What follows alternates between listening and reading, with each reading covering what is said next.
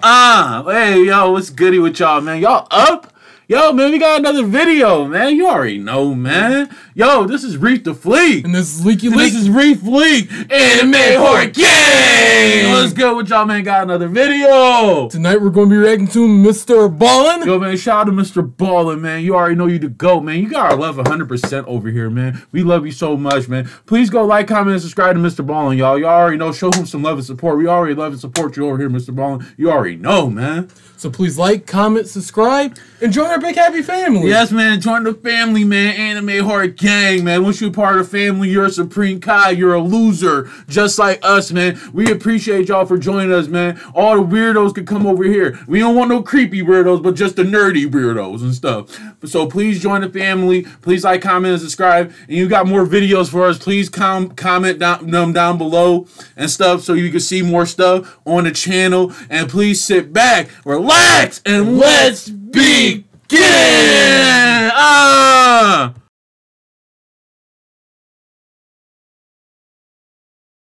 Hey, what's goody with y'all, man? Alright, so we got another Mr.Ballen joint. It's called Neighborhood Killer Does the Unthinkable. Mature audiences only. So if y'all gonna take this video and go above and beyond with it, please don't watch it, because I feel like me and Leaky Leak is not about to get in trouble for y'all. So if you're mature, y'all can sit up here and watch this, but if you're not mature, please don't say nothing at all, because that's like mad childish and stuff.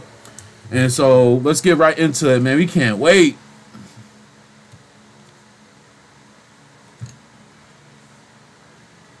Special announcement. Our stories typically have really big plot twists at the end, and today's story is no different.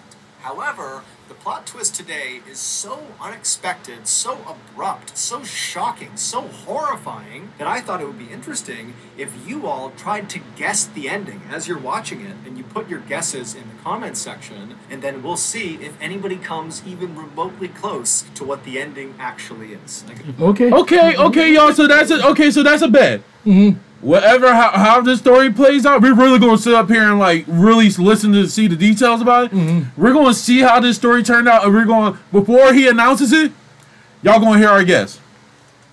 Y'all gonna hear it. To be honest, I don't think we're gonna do that. Gonna guess this one. But before we get into that story, if you're a fan of the strange, dark, and mysterious delivered in story format, then you've come to the right place. Shout out to Mr.Ballen, man. And we upload once a week. So, if that's of interest to you, please change the 4th song on the like button's sleep playlist to the loudest heavy metal death music you can possibly find. Oh, he loves that. You love that music. Man, so you don't miss can't lie. Can't lie. Okay, let's get into today's story. Let's get it.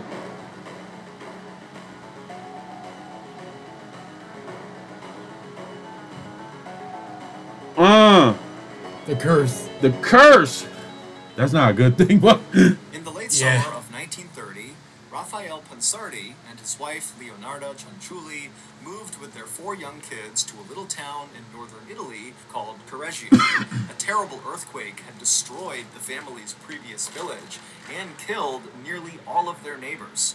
And so this family was feeling very lucky to be alive. But when they arrived in Correggio, they really had nothing, and were hoping that, the people of this town will just be very welcoming and generous and kind of help them get set up again. And the people of this town did exactly that. Correggio was this beautiful place inside of a fertile valley where people lived in these cottages surrounded by rice fields and mulberry trees. And the people who lived there were very tight-knit and looked after each other and cooked for each other and had parties together. I mean, this was a real community. And so when Raphael and Leonarda arrived, the townspeople immediately found them this cute little cottage by a stream with a whitewashed front door and a beautiful stone hearth for cooking. Oh, man. That's cozy. If you have you and your wife, man, and have a child, oh, you straight. Yeah, that's cozy right there. The family's new neighbors helped get Raphael a job, and they also helped Leonarda. Oh, that's lit. You got some cool neighbors. Most people won't even do that. And so very quickly, the family just completely fell in love with Correggio, especially 36-year-old Leonarda. Losing her home and her previous neighbors in that terrible earthquake had been a tragedy on epic scale, but it was far from the first tragedy that Leonarda had been forced to live through. Leonarda had been born into poverty. Her mother had actually come from a very wealthy family, but they had cut Leonarda's mom off when she became pregnant with Leonarda. And so when Leonarda's mom gave birth to her, she blamed Leonarda for their poverty and all of their problems. And so y'all, please, okay, I'm not gonna pause it a lot during this, but y'all, please, if like, that's so sad for people to be doing stuff like that. And I know that was back in the day, but there's still people doing that now. I feel like, don't blame your child for your mistakes. You know what I'm saying? Like, don't do that, because I feel like that, like, it's not her fault that she was born into this world. You know what I'm saying? She could help that she was born. Yeah, it really was. That was your fault. The family probably didn't like it because it was probably a dude that they didn't like or something like that, and like she still went with him anyway, and she got pregnant or something, and then they was like, oh, since you want to go with him and he's not no good, then you could leave. And stuff, and I feel like, don't be doing that to your child, y'all. I feel like that is so wrong on so many levels. Like, come on, y'all. Like, if there's somebody that your child likes, or if there's somebody that you like, I feel like, don't judge them because of that. They love who they love. You know what I'm saying? Mm-hmm. But I feel like there's one thing: don't just be going out here and just be sleeping with random people and getting pregnant and stuff. Like, that's not it. But you gotta know who the dad is at that point, or the mom is at that point. But I feel like, bro, let people love who they love. So beat her relentlessly. And then on top of that, Leonarda's father died when she was very young. And so she was stuck at home, being abused constantly by her mother. When Leonarda was 21, she met Raphael and fell in love with him. And he was a very kind and gentle man. He really made a very strong first impression on anyone who met him. But when Leonarda went to her mother and introduced Raphael to her and said, I'm going to marry this man, I wouldn't have did that. Her mother flew into a rage and then literally cursed Leonarda. She actually out loud muttered the spell and then told Leonarda that because of the spell, Leonarda would have evil following her forever. Now, of course, Leonarda was very used to her mother's terrible... Yo, your mother is different. Oh, shoot. Wow, I've never heard that. I felt like I wouldn't have even told her. Yeah, I wouldn't have told her. Man. If you don't like me already, why do I tell you that? Of this curse affecting her life in any way. But not long after actually marrying Raphael, Leonarda began to see evidence that this curse might actually be real. It started with Leonarda having these sudden fits of seizures for no particular reason. And then Leonarda, every time she got pregnant, she would miscarry and lose the baby. Wow. And so feeling really sad and desperate because all she wanted was a family, Leonarda... That's sad for your mother to do that.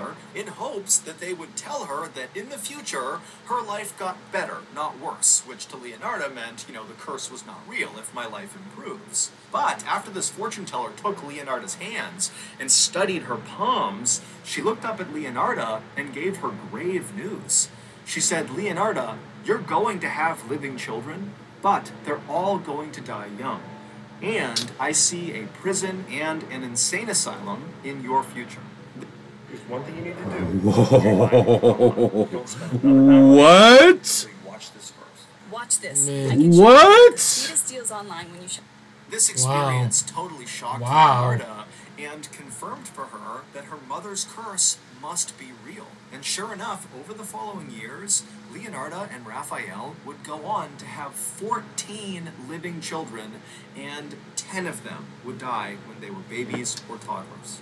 And so by the time Leonarda arrived in Correggio with her family in 1930, she was absolutely petrified that her last 4 precious children would die because of this curse. And so in order to keep her kids safe, she basically never let them out of her sight, and then she also made sure they always adhered to these strange rules and beliefs that Leonarda had come up with about good and evil that were designed to somehow protect the kids from this curse. And it's like, you really can't help it either, because what the lady told you probably could be something that you could do that could lead up to that. Yeah. Like, you're trying to change it, like the butterfly effect. Like, it's like a butterfly effect. Like, if you're trying to do something to change it, it might lead up to them. It might lead up to something else that could that could happen to you or to them. So it's kind of like, you gotta be careful with that. Yeah. I feel like you just can't win, man. Like, that's foul for her mom to do that. That's foul. When they arrived in Correggio, had really done something to Leonarda. In fact, it really kind of changed the way she viewed the world. Suddenly, she was less concerned with this curse and how to protect her family from it, and instead, she was just kind of content. She felt safe. She felt happy. The women in the town loved Leonarda and always came by the house to say hi to her and eat some of the amazing tea cakes that she would make. And also, Leonarda had become best friends with this woman named Virginia, who was a former opera singer from Milan, who was very elegant and beautiful, and every time she went to a dinner party, she would invite Leonarda. And also, Leonarda and her family were becoming financially stable really for the first time ever. Leonarda's soap shop that she ran out of their cottage was really successful. People came from all around to buy her soaps because nobody could make them like she could. And Raphael's job as a clerk was very steady, and he too was becoming well respected in town. And so because of how well this transition to Correggio had been, at some point Leonarda made a promise both to herself and to the universe that instead of focusing all of her time and energy on this curse, which had plagued her whole life, instead, she was going to focus on helping the people of Correggio any way she could because they had done so much for her. And that is exactly what Leonarda did. That's good. But in a kind of ironic way. Because of the fear Leonarda had for her mother's curse, she had gone to that fortune teller many years ago. And even though the news she got when she saw the fortune teller was horrible, Leonarda had left that experience kind of fascinated with the art of fortune telling and magic and sorcery. It just really appealed to her. And so now that Leonarda was running this very successful soap shop out of her house, there were all these people coming from far and wide that would ask to barter for her soaps. Bartering is like trading one item for another item versus paying for something outright with money. And so Leonarda began bartering with these travelers whenever they had books about fortune telling, about magic, about sorcery, about potions. I don't know about that. Yeah. I don't know about that. As much as she could. I'll stay away from them. In addition to selling her soaps, began offering fortune-telling services to the people of Correggio. And it would turn out she was really good at predicting the future, to the point where people in town basically began going to her for all kinds of advice. She told farmers what crops to plant. She created these charm bags for people and told them they would protect them. She also began creating these herb potions for people when they got sick. It actually got to the point where people trusted her so much that when they got sick, they didn't even go to the doctor. They just went to her. And so very quickly, I wouldn't put my the fact that she had lived up to the promise she had made both to herself and to the universe to always help the people of Correggio at every turn. But more than that, Leonarda was starting to think that this newfound sense of purpose and happiness she was getting in helping the people of Correggio through her various services had finally broken her mother's curse. By 1939, Leonarda and her family had been living in Correggio very happily for almost 10 years, and at the time, Leonarda's oldest son, Giuseppe, was 17 years old. Giuseppe was tall, he was handsome, he had dark hair, he had dark eyes, and all the girls loved him. And Giuseppe and Leonarda had always had a very close relationship. Every day, Giuseppe would come home, and he and his mom would sit in the kitchen, and they would chat for a while and eat some of her tea cakes. But now, in 1939, when Giuseppe was 17, he started to act a little bit different. He would come home, and instead of going into the kitchen to sit with Leonarda, he would just go straight to his room and shut the door. And when Leonarda or Raphael would ask him, hey, is everything okay? Giuseppe would get very defensive and say he was fine and to please just leave me alone. But to Leonarda, it seemed really obvious that her son was not fine, and she thought, maybe he has some sort of secret he's keeping, and that's what's making him act this way. He's hurting on the inside, but he can't share it with the world. But it's a teenager thing, you don't want to be with your parents all the time, Late that same year, Leonarda was walking through town when one of her neighbors came up to her and said, hey, are you aware that your son, Giuseppe, has signed up for the military and he's leaving for training in just a few months? Leonarda had not heard about this. People were talking a lot about World War II, which had just started around this time, but Leonarda had never considered that her precious son would go off to fight in that war. But now, Leonardo realized that Giuseppe's recent strange behavior suddenly made sense. This was the secret he was keeping. He had joined the military, and he hadn't told his family. Leonardo turned around and went straight home. She went right into her bedroom, shut the door, and she just sobbed. To her, it felt like her mother's curse was back, and now her precious son was going to go off into the war, and he was going to die, unless she found a way to combat this evil that was now following her again.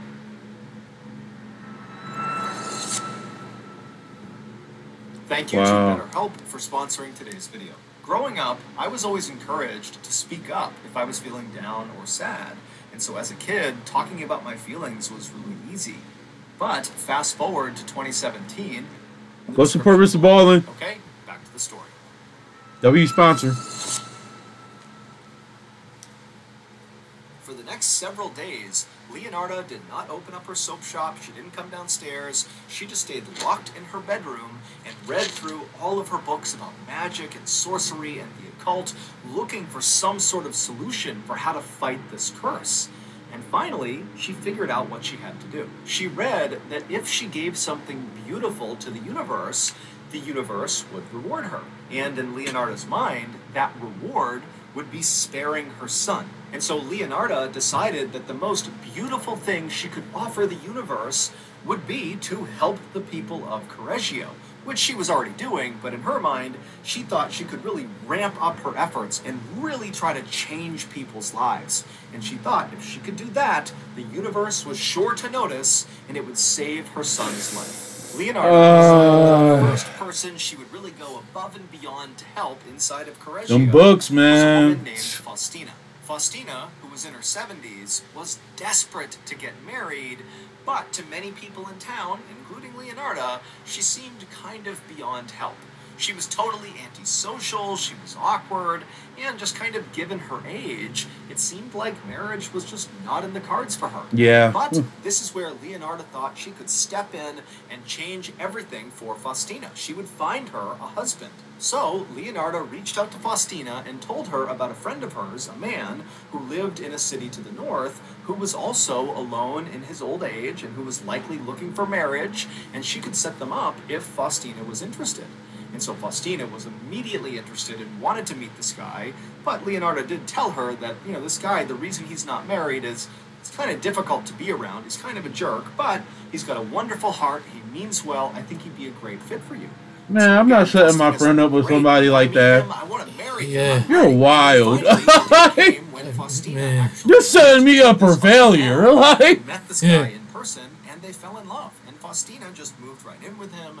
Before long, she was sending happy postcards back to Correggio, telling everyone about how happy she was and how thankful she was for Leonardo's help in setting them up. And so Leonardo was obviously thrilled not only for her friend's happiness, but also it really felt like she had checked the box in terms of really going above and beyond to help someone in Correggio in an effort to get the universe to spare her son. But her son was still a couple months away from leaving for training, and Leonardo, she's very superstitious, and she's thinking, okay, I don't know if that was enough to get the universe to save my son. It's like now she's like, you know. I can help. So, in September of 1940, Leonardo began her next good deed project with another woman in town. She was a widow in her 50s named Francesca. She had worked as a teacher, but when her husband got sick, she quit her job, and then when her husband ultimately died, she was left with nothing. So Leonardo reached out to Francesca and told her that she, Leonardo, would be willing to reach out to her own mother's rich family to see if maybe they had a job they could finesse for Francesca.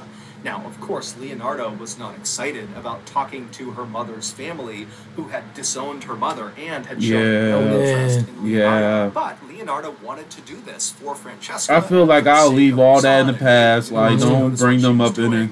And so, sure enough, Leonardo would reach out to her mother's family, and they were remarkably open to the idea, and they got a job for Francesca in Switzerland. And so eventually, Francesca jetted off to Switzerland, and then a couple of days later, she was sending postcards back to Correggio, saying how happy she was and how thankful she was for Leonardo's help. And so again, Leonardo was so happy about this outcome, both because she cared about Francesca, and also because this was yet another kind of check in the box of her good deeds that the universe was going to notice that in turn would save her son. But again, after Francesca didn't need any more help, Leonardo found herself looking at her son, who was getting closer and closer to leaving for training, and she would think to herself, have I done enough to protect him? Have I really stopped this curse from killing him after he leaves? And Leonardo eventually decided that no, she had not done enough. She needed to do at least one more really big good deed for someone in this town.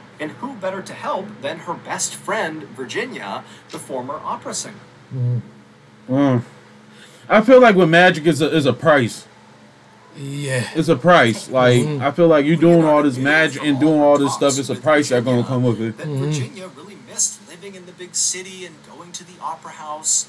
And so Leonardo reached out to Virginia and said, you know what? I can reach out to my mother's rich family and maybe they can find a job for you in a big city if you're interested. And so Virginia was like, wow, yes, I would love that. That's an amazing opportunity.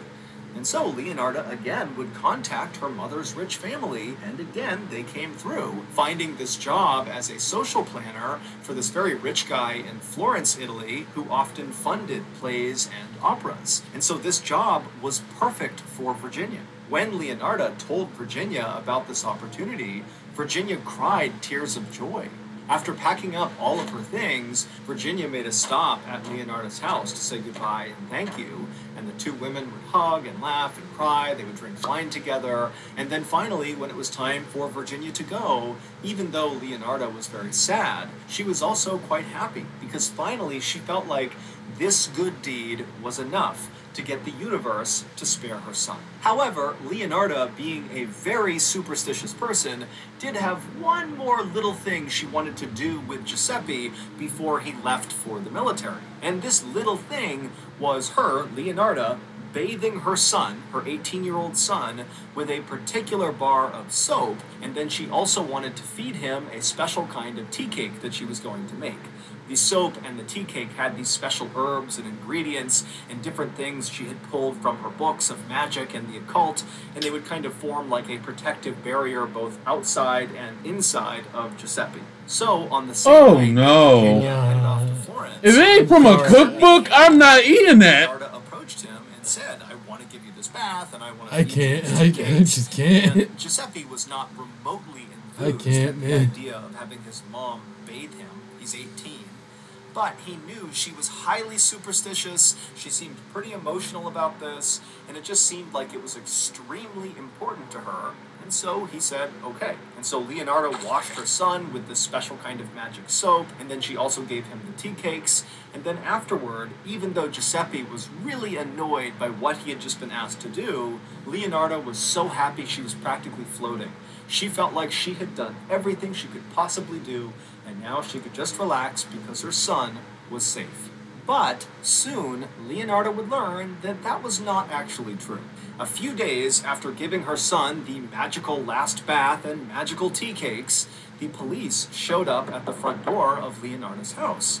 And when she opened the door and saw the police, she asked what was going on, and the police would say to her, hey, the 3 women that you supposedly helped that left town recently, they've all been reported missing by their families. They don't know where they are. And so Leonardo, she was totally shocked by this. What? She said, no, that's not possible. I write to them all the time. I get postcards that come in very regularly from all of them. And then, don't tell me her family just set them females up and got them hurt. Don't tell me her family did that. Don't tell me. Postcards and showed the police, like, look, I'm talking to them. How could they possibly be missing? And so the police, they would look at these letters and they would agree with Leonardo that it is pretty strange that she'd be getting these very authentic seeming letters from these women if these women were also missing. And so eventually the police would leave and they would tell Leonardo that they would be in touch if they needed anything. And then over the next couple of days, Leonardo was very concerned about these 3 women, but she received numerous postcards from these women over those several days, and all of these postcards were totally normal seeming and Even so, Leonardo was fairly confident that whatever was going on with the police had to have been a mix-up, and she wouldn't be hearing from them again. And then that's another thing too. It's kind of like if I sent you off somewhere and like you sending me stuff rapidly like that, it's kind of gonna feel weird to me because I'll be feeling like, why is you thinking me so much? Like I'm the type, like we're the type of people you think us like at least a good one time, then I'll appreciate it. But if you thinking me like multiple times doing stuff that's like above and beyond, I'll be feeling like, is there something wrong? Like, you know what I'm saying? Yeah, I understand. Like it feels weird to me. I don't know. A couple of weeks later, the police did come back to Leonardo's house, except this time they didn't knock, they just barged right in. After the police had spoken with Leonardo that first time, they did some digging on these letters that she was receiving, and they managed to trace them all back to their start point. And it turned out all of these letters from all three of these women were originating from one place. It was this little town to the north of Correggio. And when police went to this little town, they discovered that these letters that were starting in this little town were all being mailed by the same person. And they got a physical description of this person who apparently was pretending to be these three women. And the description was of a tall, handsome young man with dark hair and dark eyes. Oh! Giuseppe. After the police went into Leonardo's house, they went straight to Giuseppe's room where they they hauled him out of the house and brought him to the station to question him about where he when the left Leonardo's house, Leonardo walked outside and just stood there wondering what she was going to do. It was like she had done everything in her power to protect her son from this curse, but somehow this curse she knew had done this to her son. And so now she knew there was only one thing she could do. Without saying anything to her husband, she went inside, she got her things, and she began making her way to the police station. At this point in her life, Leonardo looked much older than her actual age of 46. She had very gray hair, her face was very wrinkled, and she was stooped over, and she was always carrying these charm bags and magical potions and little stick figures that she claimed protected her family. And so her overall appearance when she wandered into the police station was that of a very frail old woman who was also very strange. And so Leonardo hobbled her way up to the front desk, and in a trembling voice, she asked the attendant if she could speak to the detective who was working on her son's case. And then a moment later, she was led into an interview room where she was told to wait. And then a little while later, the lead detective walked into the room, he sat down across the table from Leonardo, and he said, "What can I do for you?" And immediately, Leonardo said, "My son, Giuseppe, is innocent." And the detective, when he heard this, he was not remotely surprised. In fact, this is fully what he expected this conversation was going to be. He knew Leonardo loved her son very much, and of course she was going to say he was innocent. This is what parents I might think it might be her, though. Cases like you think it could be her? Yeah, I think so. He wouldn't try to stop her. He would just let this very distraught mother kind of talk for a bit. He would tell her that he would follow up on whatever she was saying. That's your answer? And then he would drive her back home. But I think it's the dad. I think it's the dad. Yeah, I got my answer. I feel like it's the dad because you're just not in the picture of all this happening. You think it's the mom. I think it's the dad because I feel like where is he at throughout all this? That is a good question. You just be working all the time? But I can't think it yet, though. Yeah, we can't jump the gun, but I'm just feeling like it's the dad or something blaming it on his son. Out his mouth over the next couple of hours. In fact, her story about why Giuseppe was innocent was so shocking and so bizarre that the detective outright said, "I don't believe you. I don't believe this. This can't be true." And then other officers were called in to listen to her story. Oh, God, he's gonna make you look crazy. They too said, "This doesn't seem real." But the police would follow up on the details she gave, and it all checked out. It would turn out, back in late 1939, on the day that Faustina, the first woman that Leonardo pledged to help in order to get the universe to save her son, when Faustina was set to go north and meet her future husband, Faustina stopped by Leonardo's house to say bye. And when she was in Leonardo's house, something very unexpected happened.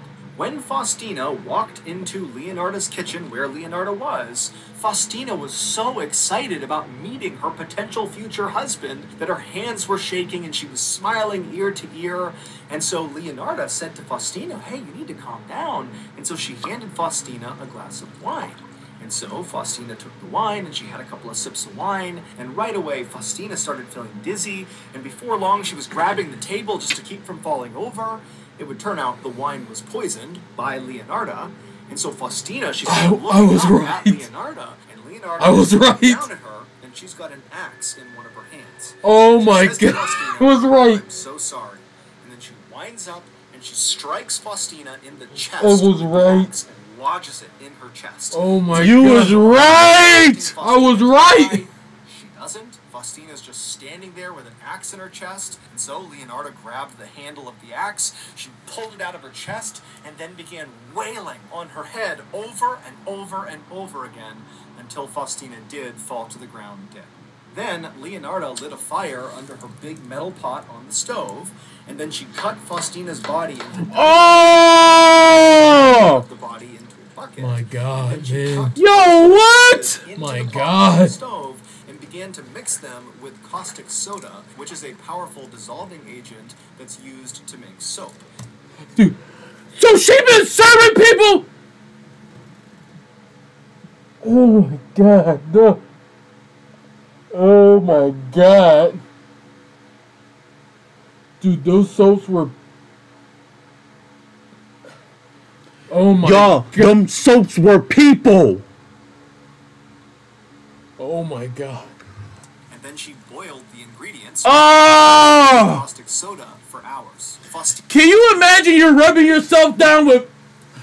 Oh! Body slowly turned into this Yo, black no. mush No. inside of this pot, and Leonardo was watching this the whole time. What is wrong? Total disappointment. Oh, she needs to go. And then at some point, Oh, she needs to go.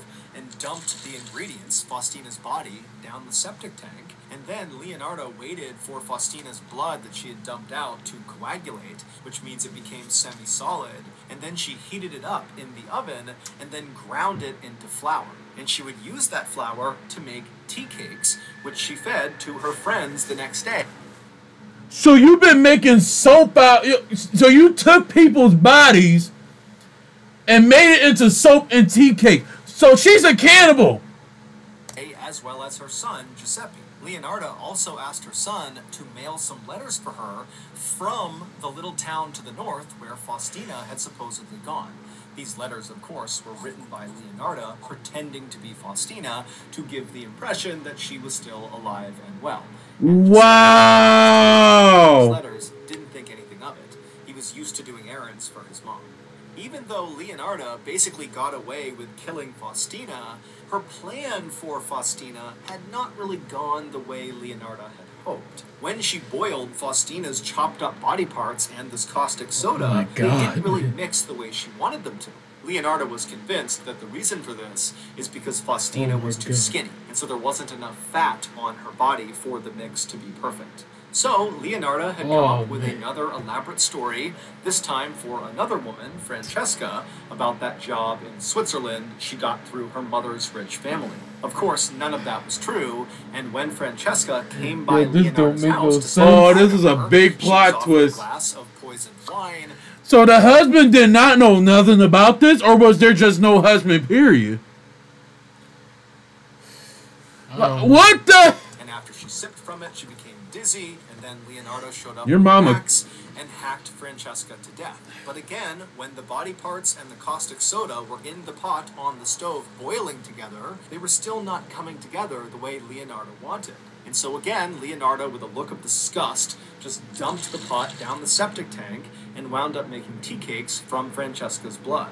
Then the next day, she fed those tea cakes to her friends, as well as Giuseppe, and she also asked Giuseppe to send a few more letters from up north. These letters were, of course, from Francesca. You are Feeling sick! Really unsatisfied with how the last two killings had gone. Oh, you are Leonardo moved sick! on to her third target, her best friend, Virginia. And this time, when Virginia came by Oh my Leonardo's God, house to man! I say couldn't goodbye, imagine. everything I went to really plan. couldn't imagine. Leonardo was able to poison Virginia. She killed her with the axe. She chopped her up. She put her in the pot. And this time, the 9 chunks of her body mixed beautifully with the caustic soda. And so after adding a few fine perfumes into the pot, Leonardo was finally able to create the thing that she had not been able to create with the other 2 women's bodies. And that was a beautiful, rich, creamy bar of soap. She also, again, made tea cakes from Virginia's blood. That night, when Giuseppe came home, Leonardo demanded that she be allowed to bathe him with her magic soap, i.e. the soap made from Virginia's body. She scrubbed him with Virginia's body soap. While she was doing that, cakes that were made from Virginia's blood. It would turn out Leonardo did in fact believe that in order to save her son from this curse, you had to do a she had to give sacrifice. something beautiful to the universe. And at first, she really had believed that the way to do that was by helping the people of Correggio above and beyond anything she had ever done before. But at some point during her interactions with Faustina, the first woman, Leonardo had decided that, you know what, that wasn't enough. She really needed to make sure that her son was going to be safe. And so And it's crazy because that fortune teller was telling her, oh, you're going to have a lot of kids that's going to die. And then you're the cause and reason why all this is happening now. Because you're bad juju. You're crazy. But you got to blame her mother for that. Because you turned her like that. only way really that Leonardo could guarantee her son would be safe Wow. would be if she actually took a life and gave that back to the universe. That would save her son. The reason Leonardo wound up taking 3 lives and not just 1 life is because she also decided that as an extra protective measure, she wanted to make sure that she actually bathed her son. You are sick! Body parts and kind of essence of the life she had taken. And so that's... You know how many showers I would have to take to get that off of me? Oh my... Soap came in.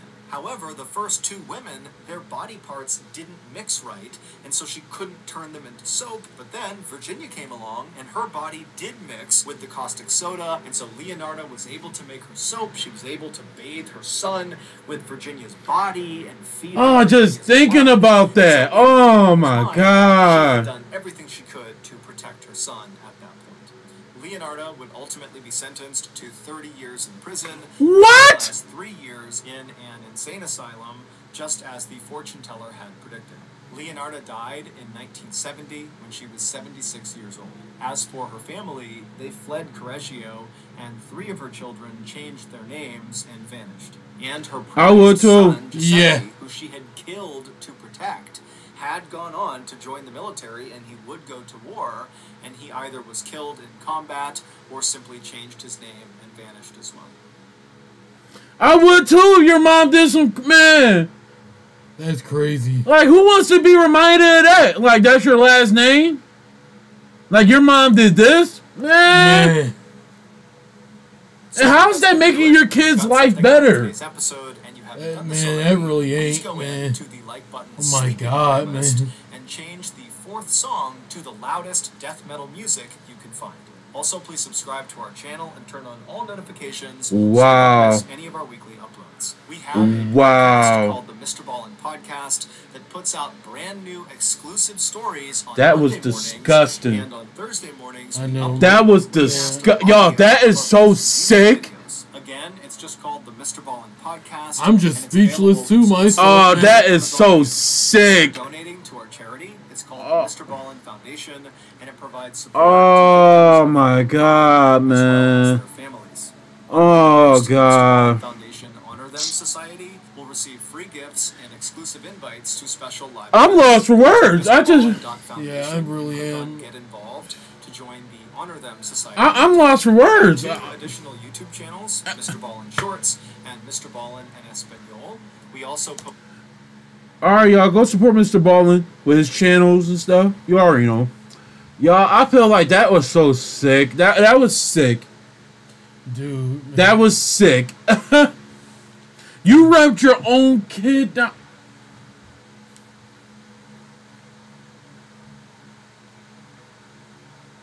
At that point, man, I just can't. I can't, man. Damn. I just can't. Damn. I can't, though. And I felt bad for them. And we felt this so bad for her and every. Think you about to change your life around, but you was the God, and she got them thinking they about to go see some men, like I'm about to get married, or I'm about to get, about to start my life over with a significant other, but you just killed them, just to save your son, and how selfish you are. I think it was kind of selfish. Like, are you using this to do for these women to make sure your son is okay? But I felt like that was kind of selfish. But I'm like. You'll do anything for your kid and stuff like that. But when now hearing this and what she did, I don't feel bad for her. Man. But you gotta blame her mom too, though. Cause it's like her mom was probably the issue why she became like that. That's sick, y'all. That's sick. That is sick, man. That is sick. But yeah, y'all. Please go support Mr. Ballen. You already know. Please like, comment, and subscribe to us as well. And please comment some more horror videos. If y'all want us to see some more stuff, please comment them down below or send us to our email. Send it to our email in our description and stuff like that. You already know. So please like, comment, and subscribe. Please join Anime Horror Gang. If you're an anime fan, you're going to love it here. If you're a horror fan, you're going to love it here. You love both. You got the best of both worlds. You know what I'm saying? So please like, comment, and subscribe. And we'll see y'all next time to the next reaction. See you next time. Deuces.